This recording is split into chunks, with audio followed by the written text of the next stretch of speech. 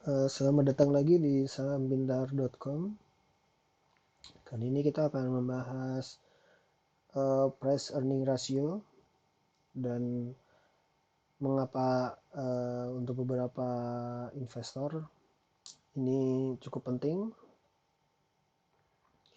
karena biasanya PR ini digunakan untuk menilai valuasi saham dari suatu perusahaan, apakah harga sahamnya ini terlalu tinggi atau terlalu rendah untuk mencerminkan nilai intrinsik dari perusahaan tersebut. Oke, sebagai contoh, ada dua saham dengan harga sebesar Rp700 dan per lembar saham tersebut menghasilkan earnings atau pendapatan sebesar Rp100. Maka PR-nya adalah 700 dibagi 100, ya berarti kita dapatkan 7, ya, angka 7. Berarti ini 7 kali. Dari harga saham ini adalah 7 kali dari earning per sahamnya. Berarti bisa dikatakan bahwa seorang investor itu mau membeli mau membayar Rp7 untuk setiap Rp1 dari pendapatan setelah pajak. Kemudian ada juga yang mengatakan bahwa semakin tinggi PR, maka menandakan bahwa saham tersebut terlalu mahal dan akan jatuh, sehingga tidak menguntungkan lagi. Ya, ini seperti cara berpikir kita, ya, kalau sesuatu yang tinggi dia akan jatuh. Dan menurut konsensus umum itu kalau PR lebih dari 15 kali, ada yang 15, ada yang 22, itu perdebatan, tapi biasanya 15 kali merupakan pertanda bahwa saham tersebut sudah terlalu mahal dan tidak layak untuk dibeli. Apakah benar demikian? Sebenarnya saya juga awal-awal ketika investasi melihatnya dari price earning ratio, ya. Price earning ratio. Maka tentu ada alternatif lain dari sana gitu. Alternatifnya itu ya kenapa nggak kita balik I-nya di sini, P-nya di tempat I gitu, ya. Jadi kita dapatkan earning per price ratio. Jika saya menilai suatu saham berdasarkan pendapatan per saham, pendapatan per saham itu earning dibagi harga per lembar saham price-nya, maka pada kasus di atas, kasus yang ini, ya, itu rasionya jadi 100 dibagi 700, kita dapatkan hasil 0,14 kali. Nah, 0,14 kali ini apa? Kita akan bahas selanjutnya dulu, ya. Jadi saya ingin ajak penonton, pemirsa untuk membangun sebuah building block dahulu. Building blocknya adalah kita ajak bahwa lembar saham adalah equity, ya. Kami ingatkan lagi, lembar saham yang Anda beli itu adalah equity atau modal bagi perusahaan yang Anda beli. Jadi sebenarnya Anda beli saham itu bukan kayak beli gorengan. Saya ingatkan lagi, bukan beli gorengan, bukan beli sabun. Itu sebenarnya uang yang Anda beli itu adalah untuk modal operasional perusahaan. Nah, modal operasional itu bisa disebut juga sebagai pembiayaan bisnis. Mulai dari proses produksi, riset, menggaji karyawan, dan membayar hutang.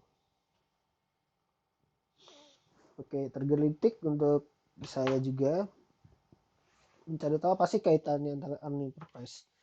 Nah, saya lihat angkanya ini kan, kalau earning per price itu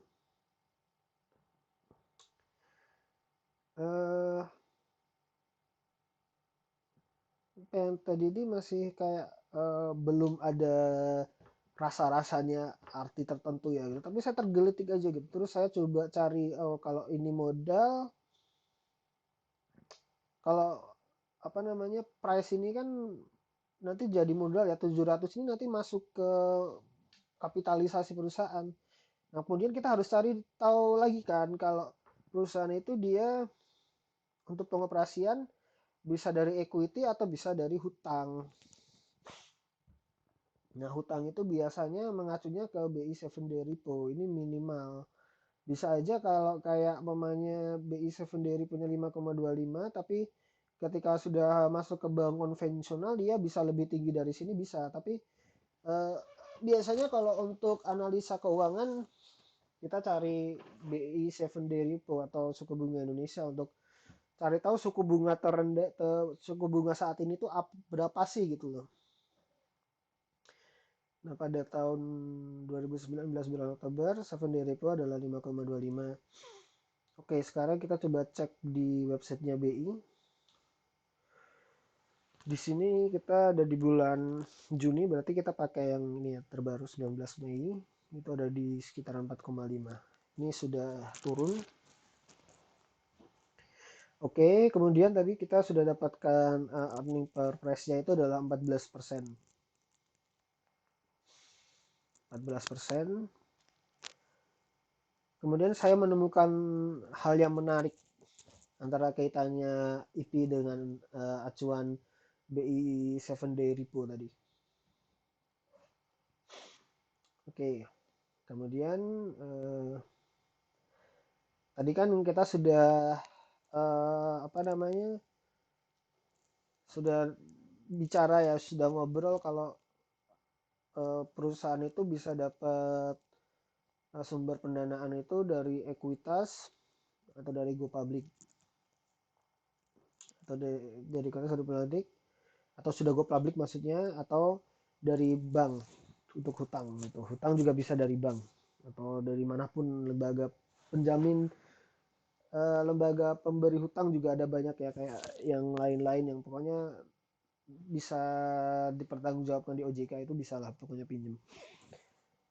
Nah, tapi dalam kasus ini kita bicaranya soal bank dulu aja.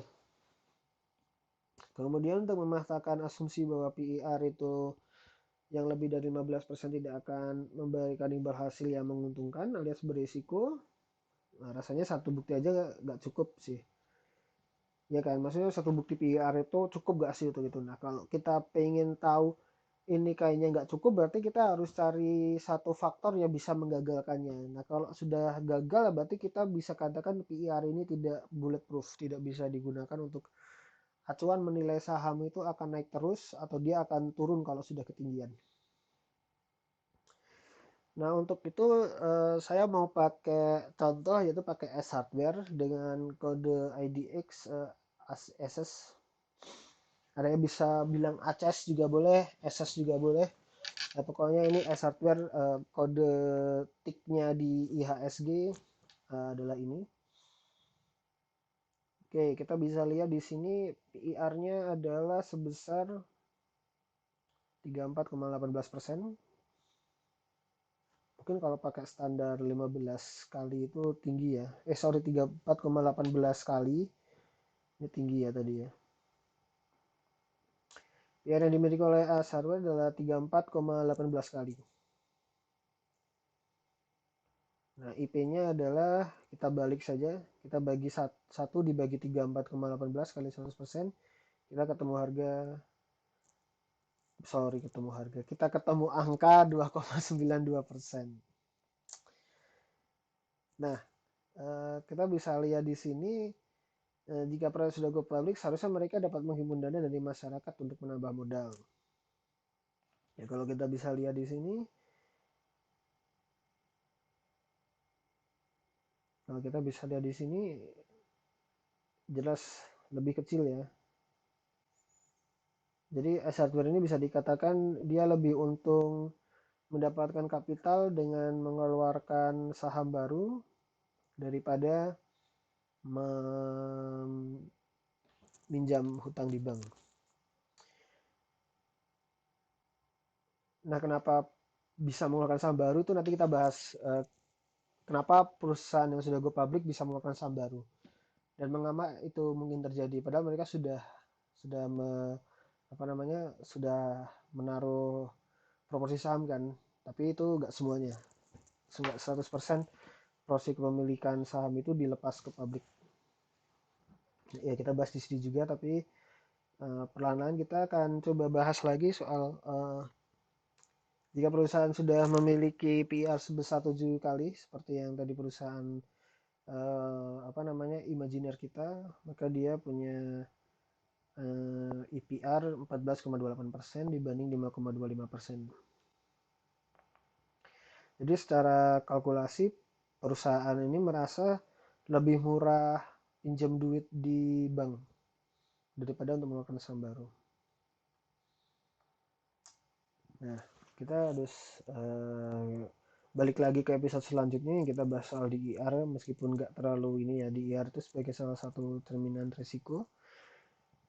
Tapi kalau asumsinya kan kalau tadi perusahaan itu ternyata lebih murah untuk menambah proporsi saham di publik untuk mendapatkan dana segar, itu nggak mesti perusahaan itu akan berhenti dari hutang atau hutangnya akan terlunasi gitu. Jadi ada kemungkinan juga proporsi sahamnya itu bisa di atas 50% atau DR-nya 50%. Kemudian kita akan balik lagi ke awal pembicaraan kita ya.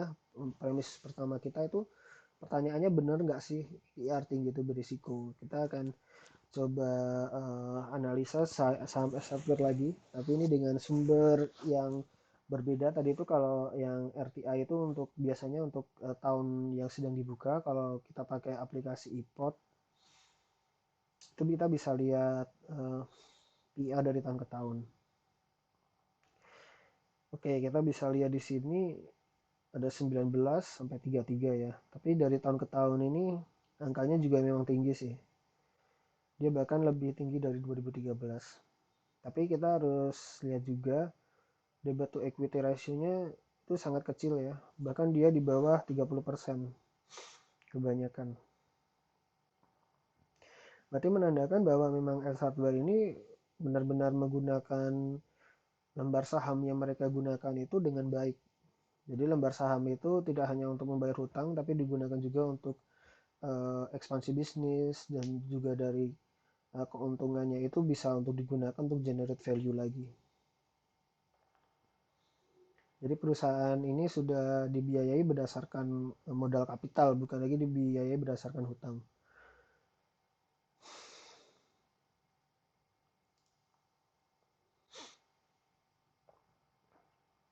Nah, yang tadi kita lihat, maksudnya adalah perusahaan masih bisa mengeluarkan lembar saham lagi. Jika kita ada di sini adalah satu perusahaan, itu adalah PT Kawan Lama Sejahtera dan Publik yang memiliki proporsi kepemilikan tinggi ya.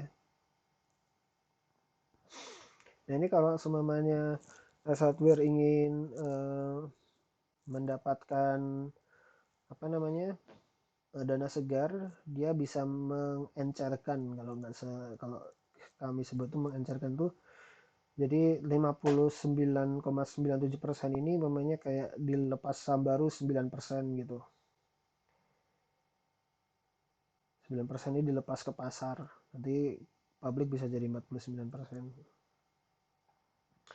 9% pun juga besar kalau bisa dilihat dari dibandingkan 9% itu juga nanti tergantung kapitalisasinya ya, maksudnya per lembarnya harganya berapa gitu. Contohnya per lembarnya udah 1880 ya, berarti dari 9% kemudian ini ada berapa lembar saham dihasilkan dikali 1880, itu dana segar yang masuk jauh lebih menguntungkan bagi PT Kawan Lama Sejahtera untuk digunakan sebagai modal untuk ekspansi bisnis dibandingkan berhutang ke bank.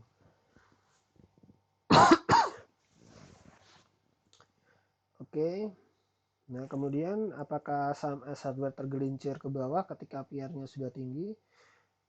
Kita balik lagi, PR-nya memang tinggi ya.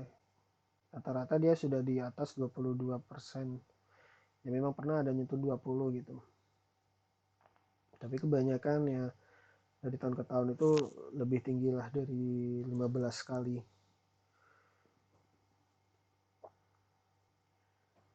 30 kali itu juga tinggi ya kalau untuk asumsi beberapa orang juga udah termasuk tinggi, tapi apakah ini tergelincir? Ini ada penurunan sedikit. Ini kayaknya pasar koreksi ya. Sama seperti Sido muncul.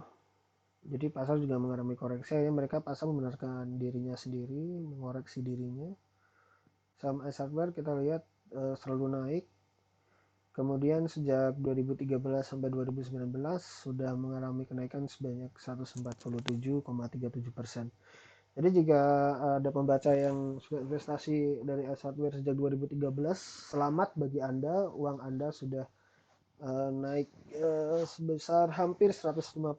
Anda tidur, uang naik. Uang Anda nambah sendiri, ada jual sekarang, udah untung banyak. Anda nggak perlu trading ya, setiap hari pusing baca chart, baca baca berita-berita gitu ya, kayak berita-berita gosip, hari ini jual ini, besok beli itu gitu. Terus Anda kayak setiap hari sibuk baca chart, baca grafik, bikin rumus-rumus smoothing average macam-macam gitu. Nggak perlu, Anda tinggal tidur, tiap kuartal baca laporan keuangan, Anda tidur lagi, Anda top up, kalau bagus Anda tidur lagi, udah dapat keuntungan 150%. Ditambah Anda tiap tahun dapat dividen kalau perusahaannya profitable. Oke, jadi kesimpulannya PR bukan satu-satunya cara untuk melakukan valuasi. Ada banyak sekali untuk valuasi perusahaan itu. Yang contohnya adalah pendapatan positif di setiap kuartal, harus kas yang positif, rasio utang yang seimbang. Ini sudah kita bahas di episode YouTube sebelumnya.